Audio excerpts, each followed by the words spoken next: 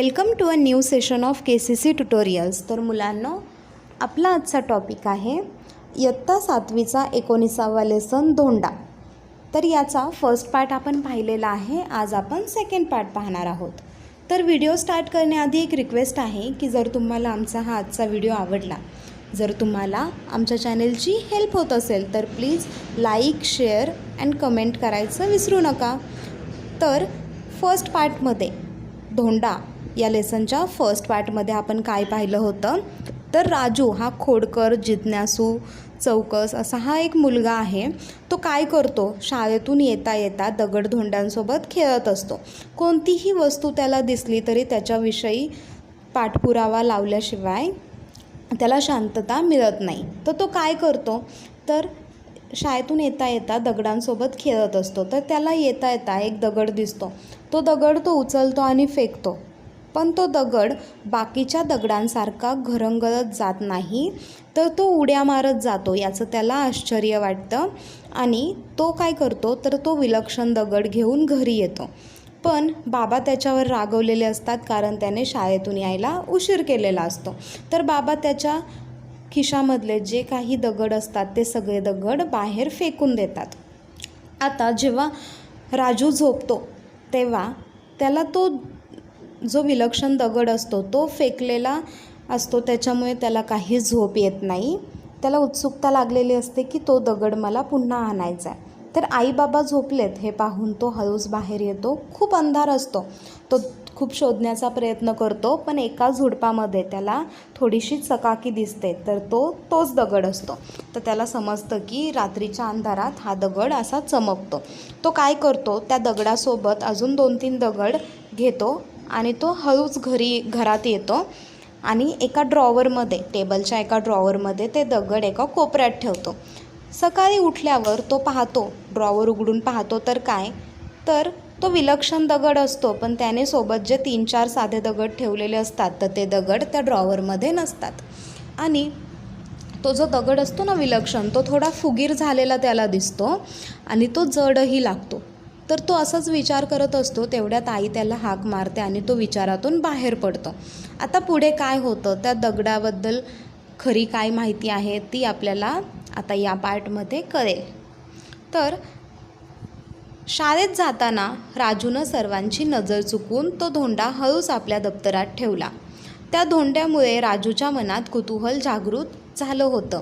आता राजूनं काय केलं, तर शाळेत जाताना तो जो दगड होता तो हळूच आपल्या दप्तरात ठेवला. आता त्या धोंडा फुगीर कशामुळे झाला आहे, तो जड कशामुळे झाला आहे, बाकीचे दगड कुठं गायब झाले, तर या विचारामुळे राजूच्या मनात कुतूहल म्हणजे थोडक्यात प्रश्न निर्माण झालेले असतात. त्यानंतर रात्री कुणालाही न दाखवता राजूनं तो धोंडा पुन्हा आधीच्याच ठिकाणी ड्रॉवरमध्ये ठेवला व फारसा कुणाशी न बोलता झोपी गेला.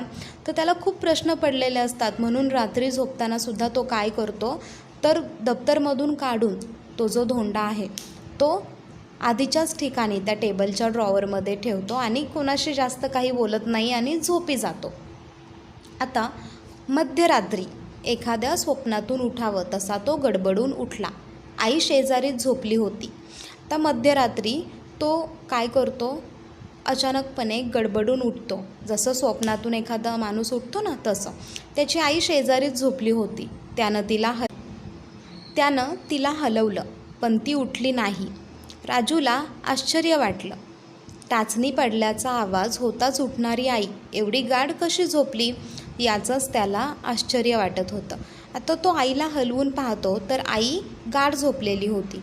राजूला खूप आश्चर्य वाटतं की टाचणी पडल्याचा आवाज झाला तरी पण आई झोपेतून उठते, पण आज एवढी गाढ कशी काय झोपली, तर याचं त्याला खूप आश्चर्य वाटतं. तेवढ्यात त्याचं लक्ष टेबलाकडे गेलं व तो चकित झाला. तेवढ्यात त्याचं लक्ष टेबलाकडे जातं आणि तो चकित होतो. त्याला आश्चर्य वाटतं. तर कशाचं आश्चर्य वाटतं, जिथे धोंडा ठेवला होता त्या बंद ड्रॉवरच्या फटीमधून प्रखर प्रकाश किरणं बाहेर येताना त्याला दिसली.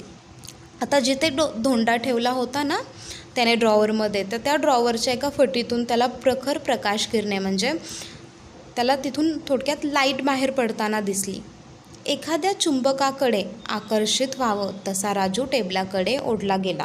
आता ती प्रकाश किरणं कशाची आहेत हे पाहण्यासाठी जसं चुंबकाकडे माणूस लोखंड आकर्षित होतं ना, तसा राजू काय झाला आहे तर त्या प्रकाश किरणांकडे टेबलकडे ओढला गेला. नकळत त्यानं ड्रॉवर उघडला. नकळत त्याने काय केला तर ड्रॉवर उघडला की नक्की हा प्रकाश कशाचा आहे हे पाहण्यासाठी. उघडताच ती खोली प्रकाशानं झळकून गेली. धोंडा एखाद्या हिऱ्यासारखा चमकत होता.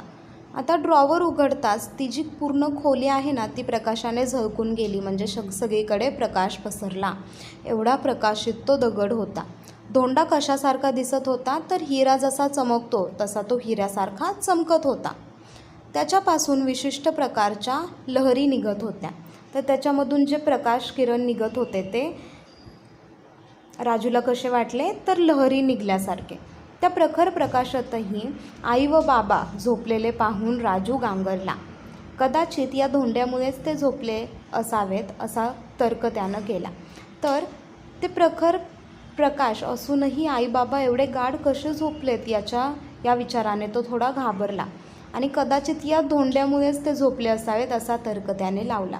तर त्याला असं वाटतं की हा जो विलक्षण धोंडा आहे त्याच्यात काहीतरी जादू आहे, त्याच्यामुळे हे सगळे एवढे गाढ झोपलेत, आईबाबा एवढे गाढ झोपलेत आणि कोणीही हा प्रकाश पाहू शकत नाही आहे, कारण हा काहीतरी जादुई दगड आहे असं त्याला वाटतं. धोंड्यापासून निघणाऱ्या प्रकाश लहरी त्याच्या आईबाबांच्या व परिसरातील इतर सजीव प्राण्यांच्या मेंदूच्या लहरींशी जुळल्यानं ते गाढ झोपेतून उठणं शक्य नव्हतं. तर ही सगळी काल्पनिक स्टोरी आहे राजूने मनाने बनवलेली की धोंड्यापासून ज्या प्रकाश लहरी निघतात त्या काय होतात तर आईबाबांच्या आणि जे बाकी सगळे सजीव प्राणी आहेत त्यांच्या मेंदूच्या लहरींशी जुळत आहेत, त्याच्यामुळे ते एवढे गाढ झोपलेत असं राजूला वाटतं. पण राजू कसा काय गाढ झोपला नाही तर पण राजू स्वतः त्याच वेळेस स्वप्नसृष्टीत असल्यानं धोंड्यापासून निघणाऱ्या लहरी त्याच्या मेंदूशी जुळू शकल्या नव्हत्या, म्हणून या महत्त्वाच्या क्षणी राजू जागा झाला होता. तर राजूला असं वाटतं की मी स्वप्नात होतो ना त्याच्यामुळे या लहरी माझ्या मेंदूशी जुळल्या नाही आणि म्हणून मला गाढ झोप नाही आली आणि म्हणून मी काय झालं आहे तर या महत्त्वाच्या क्षणी जेव्हा या दगडामधून प्रकाश निघतोय तेव्हा मी जागा झालो. असा सगळं फक्त काल्पनिक विचार कोण करतं आहे तर राजू काल्पनिक गोष्ट सांगतो आहे. हे सर्व राजूच्या आकलनापलीकडचं होतं. म्हणजे राजूला काहीही आकलन होत नव्हतं, काहीही समजत नव्हतं की हे नक्की होतं आहे तरी काय. प्रखर प्रकाश फेकणाऱ्या धोंड्याकडे राजू जास्त काळ पाहू शकला नाही. तर तो प्रकाश एवढा तीव्र होता, एवढा प्रखर होता की राजू एकाग्रतेने त्या दगडाकडे नाही पाहू शकला. त्यानं आपली नजर दुसरीकडे वळवली. क्षणानंतर डोळे उघडून त्यानं लख्ख प्रकाशात पुन्हा त्या प्रकाशमय धोंड्याकडे पाहिलं. पण थोड्या वेळानंतर त्याने लगेच डोळे उघडले आणि पुन्हा त्या लख्ख प्रकाशात त्या दगडाकडे तो पाहतो. प्रकाशमय धोंडा म्हणजे काय तर त्याच्यामधून प्रकाश निघतो आहे म्हणून प्रकाशमय धोंड्याची हालचाल पाहून तो शहारला. तर प्रकाशमय जो धोंडा आहे तो मनानेच आता काय होतो आहे तर हालचाल करतो आहे हे पाहून तो थोडासा घाबरला. धोंडा वेडावाकडा होऊ लागला. आता धोंडा हालचाल तर करत होता पण तो आता त्याचा आकारसुद्धा बदलू लागला आहे, तो वेडावाकडा होऊ लागला आहे. त्याच्यापासून दुसऱ्या एका लहान धोंड्याची निर्मिती पाहून तर राजू घाबरला. तर राजूने काय पाहिलं तर तो हालचाल करतो आहे, तो वेडावाकडा होतो आहे आणि शिवाय त्या धोंड्यापासून एक छोटासा धोंडासुद्धा निर्माण झाला आहे. तर हे पाहून राजू अधिक घाबरला. दगडापासून दगड त्याला काहीच सुचत नव्हतं. आता दगड हा एक निर्जीव वस्तू आहे आणि दगडापासून दुसरा दगड कसा तयार होईल हा प्रश्न राजूला पडला आणि त्यामुळे त्याला काहीच सुचलं नाही. नुकत्याच जन्मलेल्या त्या लहान धोंड्याची हालचाल पाहून राजूला भीतीमिश्रित गंमत वाटली. तर नुकताच जन्मलेला म्हणजे नुकताच तयार झालेला तो छोटासा दगड त्याची हालचाल पाहून राजूला भीती वाटली, त्याचबरोबर गंमत वाटली. भीतीमिश्रित गंमत म्हणजे काय, भीती आणि गंमत सोबत वाटली त्याला. छोट्या धोंड्याला स्पर्श करण्याचा मोह त्याला झाला पण तो त्याने टाळला. आता गंमत झाल्यामुळे त्या छोट्या धोंड्याला हात लावावा असं त्याला वाटत होतं, असं त्याला मोह झाला होता. पण तो थोडा घाबरला पण होता की हा छोटा दगड कसा काय या मोठ्या दगडातून येऊ शकतो. त्याच्यामुळे त्याने तो टाळला. त्याने काही त्या दगडाला हात लावला नाही. 2 प्रकाशमय धोंडे त्याला आता स्पष्ट दिसत होते. आता जो तो छोटा धोंडा होता त्याच्यामधून पण प्रकाश निघत होता. तर हे दोन्ही प्रकाशमय धोंडे आता त्याला स्पष्टपणे दिसत होते. धोंड्याचा प्रकाश हळूहळू लुप्त होत होता. तसा राजूच्या मेंदूवर झोपेचा अंमल चढू लागला. आता हे जे दोन्ही धोंडे आहेत तर त्यांचा प्रकाश हळूहळू लुप्त म्हणजे गायब होऊ लागला, कमी होऊ लागला. आणि जसं जसं त्यांचा प्रकाश कमी होऊ लागला राजूच्या मेंदूवर झोपेचा अंमल चढू लागला म्हणजे राजूला झोप येऊ लागली. सकाळी उठताच रात्रीचा स्वप्नवत प्रसंग राजूला आठवला. तर सकाळी उठताच रात्रीचा जो प्रसंग आहे म्हणजे एखादं स्वप्न पडल्यासारखा तो प्रसंग होता. तर तो उठल्या उठल्या राजूला आठवतो. तसाच वेगानं तो टेबलाकडे धावला. आता त्याला थोडक्यात असं वाटू लागतं की कदाचित आपण स्वप्न तर नव्हतं ना पाहिलं. म्हणून खात्री करून घेण्यासाठी राजू वेगानं काय करतो, टेबलकडे धावतो. आत एक लहान व दुसरा मोठा धोंडा पाहून त्याचं हृदय धडधडलं. तर आत एक लहान आणि खरंच मोठा एक धोंडा होता. आता मोठा धोंडा म्हणजे कोणता, तर तो विलक्षण धोंडा जो त्याने आणला होता. आणि लहान धोंडा कोणता, तर प्रकाशमय त्या विलक्षण धोंड्यापासून तयार झालेला हा दुसरा छोटा धोंडा. हे पाहून त्याचं हृदय धडधडलं म्हणजे त्याला थोडीशी भीती वाटली.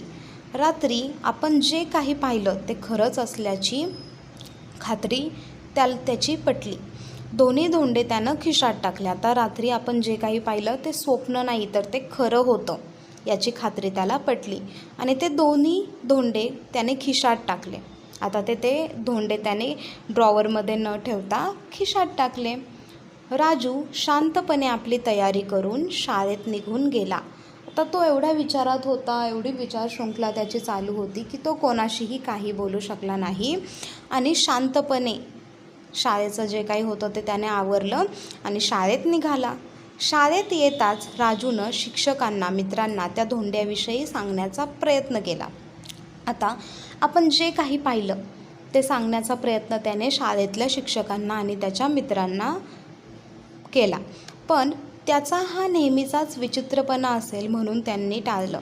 पण त्यांना काय वाटलं की हा खोडकर मुलगा नेहमीप्रमाणे आपल्याला काहीतरी सांगून फसवत आहे आणि विचित्रपणा काहीतरी करत आहे. हे सांगून सगळ्यांनी त्याचं जे सांगणं आहे ते टाळलं. कोणीही त्याच्याकडे विश्वास ठेवला नाही. तो निराश झाला. कोणीच ऐकत नाही म्हटल्यावर त्याची जास्तच घालमेल होऊ लागली. तो अस्वस्थ झाला. आता तो निराश झाला. का निराश झाला, कारण कोणीही आपलं ऐकत नाही आहे, कोणाचाच आपल्यावर विश्वास नाही आहे म्हणून त्याची जास्त घालमेल सुरू झाली. तो जास्त अस्वस्थ झाला. तो अजून विचार करू लागला. त्याच दिवशी शाळेत विज्ञान मंडळातर्फे प्रसिद्ध विज्ञान कथाकार श्री अनिल घोटे यांचं व्याख्यान होतं. आता त्याच दिवशी ज्या दिवशी राजू सगळ्यांना त्या दगडाविषयी सांगण्याचा प्रयत्न करत होता तर त्या दिवशी शाळेत विज्ञान मंडळातर्फे प्रसिद्ध विज्ञान कथाकार श्री अनिल घोटे यांचं व्याख्यान म्हणजे थोडक्यात एक लेक्चर होतं. त्यांनी अंतराळासोबतच परग्रहावरील जीवसृष्टीसंबंधीची कथा सांगितली. तर त्यांनी काय सांगितलं, अंतराळासोबतच परग्रहावरील जीवसृष्टी म्हणजे परग्रहावर म्हणजेच पृथ्वी सोडून जे बाकीचे ग्रह आहेत त्याच्यावर सुद्धा जीवसृष्टी राहते अशी त्यांनी कथा सांगितली. राजूनं त्यांची कथा बारकाईनं ऐकली. त्यानंतरचा राजूचा संपूर्ण दिवस अस्वस्थतेत गेला. तर त्यांची जी कथा होती ती राजूला खूप आवडली. त्याने व्यवस्थितपणे ती ऐकली कारण तो आधीपासूनच जिज्ञासू होता. त्याला अशा गोष्टी खूप आवडायच्या. त्यानंतर त्याचा पूर्ण दिवस अस्वस्थतेत गेला म्हणजे कोणीही त्याचं काही ऐकत नव्हतं म्हणून तो अस्वस्थ होता. त्यातच त्यानं एक ठाम निश्चय केला. राजूच्या ठाम निश्चयाला त्याच्या बाबांचाही पाठिंबा मिळाला. आता त्याने एक ठाम निश्चय केला म्हणजे काय, तर त्याने काहीतरी ठरवलं. आता त्याचा जो निश्चय होता त्याला त्याच्या बाबांनीही पाठिंबा दिला कारण राजू एवढा अस्वस्थ होता ते पाहून बाबांनाही चांगलं वाटत नव्हतं. त्यांनी काय केलं तर राजूने जे काही ठरवलं होतं त्याला परमिशन दिली आणि सपोर्ट म्हणजे पाठिंबासुद्धा केला. राजूच्या शाळेतील पाटील सरांनी राजू व त्याच्या बाबांना प्रसिद्ध शास्त्रज्ञ डॉक्टर अनिल घोटे यांच्याकडे नेले. आता जे अनिल घोटे व्याख्यान देण्यासाठी आले होते तर ते प्रसिद्ध शास्त्रज्ञ होते. तर त्यांच्याकडे शाळेतील जे पाटील सर होते त्यांनी राजू आणि बाबांना त्या शास्त्रज्ञाकडे नेले. आता काय प्लॅन असेल राजूचा, काय प्लॅन असेल, राजूला काय सांगायचं असेल त्या डॉक्टर अनिल घोटेंना, आणि ते शास्त्रज्ञ त्या दगडांवरून काय अनुमान लावतील, काय नवीन शोध लागेल, तर हे आपल्याला या लेसनच्या 3ऱ्या पार्टमध्ये पाहायला मिळेल. जर तुम्हाला आमचा हा आजचा व्हिडिओ आवडला असेल तर please like, share and comment करा. जर तुम्ही अजूनही आमच्या चॅनेलला सबस्क्राईब केलं नसेल तर प्लीज सबस्क्राईब करा. KCC ऑनलाईन ट्यूशन जर तुम्हाला जॉईन करायची असेल तर डिस्प्लेमध्ये दिलेल्या नंबरवर कॉल करून तुम्ही अधिक माहिती घेऊ शकता. Thank you for watching this video. Good bye.